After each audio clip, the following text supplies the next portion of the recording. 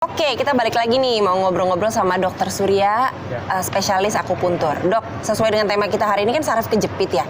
Jadi kalau akupuntur itu benar-benar terbukti bisa menyembuhkan saraf kejepit? Kalau kita lihat di studi literatur di berbagai jurnal internasional, sekarang sudah banyak sekali penelitian terkait dengan itu dan terbukti efektif. Tapi tentu kita harus lihat pada derajat yang mana. Kan ada stagingnya. Ada saraf kejepit yang derajat ringan, sedang, berat, sangat berat. Nah, akupuntur tuh bisa bekerja di stage yang mana. Itu harus kita lihat. Tapi kalau di stage yang tepat, maka dia sangat efektif dan hasilnya cukup optimal saya rasa. Apalagi kalau dilakukan dengan komprehensif. Komprehensif artinya ada fisioterapinya juga jalan, perbaikan lifestyle-nya juga. Nah, itu akan membawa hasil terapinya jauh lebih baik. Ada efek samping nggak, Dok? Kalau efek samping sih enggak. Tadi saya bilang tadi, mungkin hanya memar aja di beberapa penusukan, itu pun enggak terlalu begitu. Jadi kalau kira-kira untuk saraf kejepit itu misalnya yang stage-nya beda-beda tadi yang dokter bilang yang mild atau yang udah parah banget. Nah, itu harus berapa kali, Dok, kira-kira? Saya jelaskan dulu sedikit tentang stagingnya ya.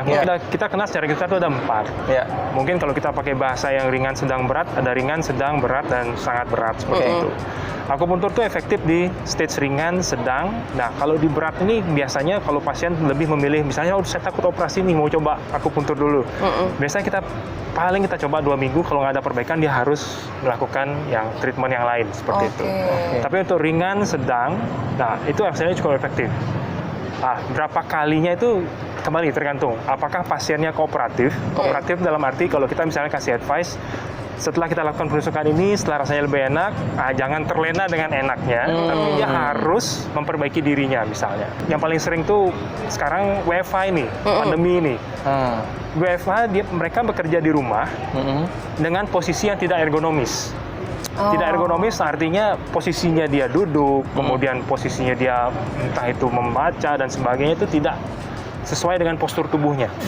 Hal itu menyebabkan tekanan di lengkungan tulang belakang kita, baik di leher, di pinggang. Saraf kejepit kan bisa di leher, di pinggang ya, di sepanjang ruas tulang belakang itu. Langsung jadi cemas kita duduk yang benar Iya nih, jadi takut langsung jadi harus. Itu memang kebiasaan sih. Kalau kita tidak latih, itu sering kali kita nggak sadar tuh begini. Nggak sadar, tiba-tiba besoknya aduh kenapa nih pinggangnya.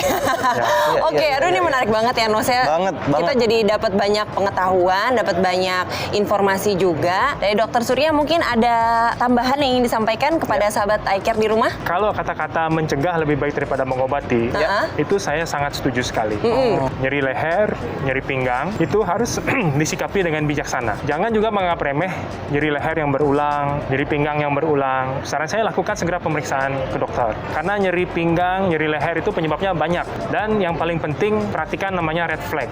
Red flag itu artinya bendera merah. Mana kondisi nyeri pinggang yang menjalar, yang berbahaya, yang harus segera diperlukan tindakan emergensi, mana yang tidak. Harus ada tindakan preventif ya, Dok? Ya, lebih bagus kalau akupuntur itu back pain awal, nah segera treatment, itu hasilnya akan lebih bagus. Ya, betul.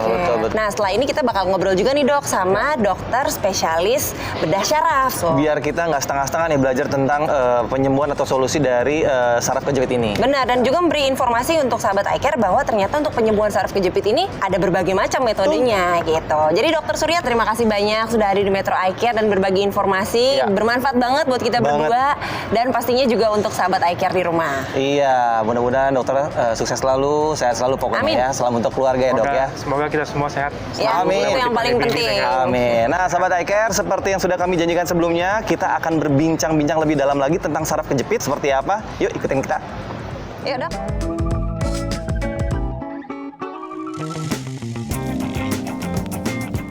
Halo Dokter Winurman. Halo Dok, salam kenal Kino. Silakan Dok, pengen ngobrol banyak nih tentang yang namanya saraf kejepit, Dok. Gitu. Sebenarnya apa sih itu saraf kejepit dan seperti apa gejalanya? Iya, oke. Saraf kejepit. Jadi pertama kita mau ngomong tentang saraf dulu nih. Saraf itu mirip-mirip kalau di tubuh kita itu kayak listriknya. Listrik? Jadi dia menghantarkan sinyal listrik dari manapun, dari stimulus dari luar datang, diterima oleh saraf, kemudian ditranslate di otak, kemudian diperintahkan lagi ke otot-otot. Nah itu si saraf itu fungsinya seperti itu. Nah yang namanya saraf kejepit itu ya ada bagian si listrik ini terganggu gitu ya. Jadi kejepit apapun lah. Banyak contohnya, misalnya kalau sekarang yang lagi ngetren olahraga sepeda misalnya ya. Olahraga sepeda itu kalau bantalan kurang empuk, hand gripnya nggak enak, itu namanya kita sebut ada hand grip palsy. Jadi ada saraf yang di tangan ini kejepit. Yang paling sering di Indonesia, mungkin di seluruh dunia, 80% manusia itu pasti kena nyeri pinggang. Nah itu biasanya salah satu penyebabnya adalah saraf kejepit tulang saraf bagian pinggang. Gitu. Bener ya, konotasinya saraf kejepit itu cuma di pinggang, di punggung. Leher, Ternyata gitu ya, Dok, ya? tangan sama di lengan aja bisa ya? Oh banyak. Kalau kita salah duduk kayak gitu ya dok ya? Iya. Tapi sebenarnya penyebab utamanya apa sih dok saraf kejepit itu? Kalau umum itu penyebabnya selalu anatomi, posisi. Salah satu tadi hand grip misalnya, ya di sini. Kalau sepeda nih, kita ngomong sepeda, tempat duduknya nggak enak, saraf pudendalnya kena. Ya, daerah dekat kelaminnya itu, jadi ngerasa baal, dia nyeri. Saraf itu sebenarnya ada dua, ada yang saraf sentral, ada saraf perifer sebutnya tepi. Nah, kalau yang sentral, contohnya yang kejepit itu stroke, kejepit oleh darah, penurunan kesadaran gejalanya kayak gitu. Jadi kapan dok kita harus mulai merasa aware gitu, kalau ini nih kayaknya bukan cuma pegel-pegel biasa deh dok. Iya betul. Harus kita tahu dari mana gitu. Ini kita sudah masuk ke pinggang ya misalnya ya. Iya, misalnya pinggang. Di pinggang itu gini, 75% penyebabnya itu spasme otot. Jadi ototnya itu kaku di sana. Kita tuh banyak otot di sana, 46 otot di sana, itu bisa kaku, kram. Kayak kalau malam pasti pernah lah itu kram gitu, atau berenang kram. Nah itu yang terganggu cuma otot, bukan saraf. Jadi diistirahatkan, dia akan sembuh sendiri. Sembuh sendirinya di bawah 3 minggu.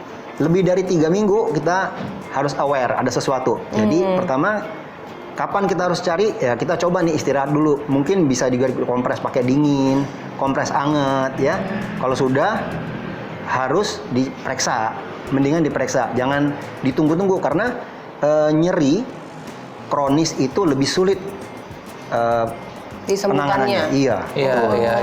Kemudian si saraf kejepit ini kan konotasinya biasanya mengalami adalah yang umurnya sudah banyak lanjut lah, atau usia. tua gitu ya. Itu benar nggak sih dok? Atau mungkin yang muda juga sebenarnya bisa kena saraf kejepit? Iya, itu yang benar. Jadi yang muda juga juga bisa. Karena begini, kita punya bantalan tulang belakang itu.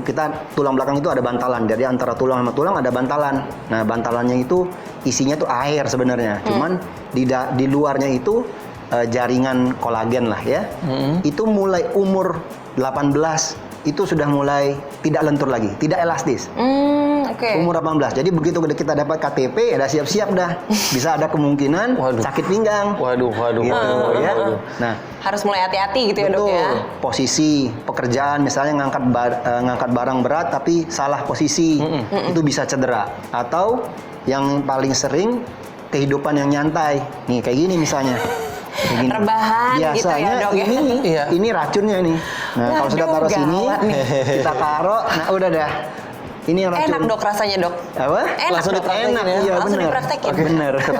Taruh di sini nih, biar nggak tergoda. Dok, Yang bener duduknya kayak kinos. yang bener kayak gitu ya, nggak boleh Tapi nyender ya. pegel dong. Iya. Pegel dong. Memang. Jadi antara duduk dan berdiri lebih baik berdiri sebenarnya, sehingga beban badan kita itu akan didistribusikan ke seluruh tulang. Tapi kalau kita duduk terus kayak gini, seluruh berat badan kita ini difokus ke satu titik. Level 4 dan 5. Nah, dan itu adalah titik paling sering terjadi jepitan. Ya, seperti masih banyak pertanyaan antara saya sama Z juga Banyak sama Dr. banget. Winorma. Maka dari itu jangan kemana-mana, tetap bersama kami hanya di Metro Eye Care. Duduknya harus begini loh. Oh gini. Ya dong.